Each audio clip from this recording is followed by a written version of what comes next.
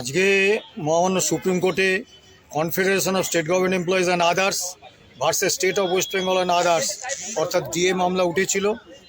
মাননীয় বিচারপতিদের পর্যবেক্ষণ দেখে এবং তাদের শব্দচয়ন, বডি ল্যাঙ্গুয়েজ দেখে আমাদের মনে হয়েছে আমরা অত্যন্ত আশান্বিত। আগামী 22 তারিখে 22শে এপ্রিল একটা তারিখ দেওয়া হয়েছে এবং আমরা আশা করছি আজকের যে বিভিন্ন পর্যবেক্ষণ এবং মাননীয় বিচারপতিদের যে কথাবার্তা সেগুলো তো প্রকাশ্যে বলা যায় না, সেগুলো থেকে আমাদের মনে হচ্ছে আগামী 22 তারিখে 22শে এপ্রিল একটা সুখবর কর্মচারীরা পাবেন। মহামান্য সুপ্রিম কোর্ট একটা ভালো রায় দেবেন। আমরা বারবারই বলেছিলাম এর আগেও যে মাননীয় মহামান্য আদালতের উপর ভরসার আস্থা, বিশ্বাস, ভরসা রাখার জন্যে আমরা আজকেও সেই কথাটা বলছি এবং আমরা আশা করছি আগামী 22 তারিখে একটা সুখবর আমরা রাজ্য কর্মীরা, পেনশনাররা পাবো। নমস্কার, ভালো থাকবেন, সুস্থ থাকবেন।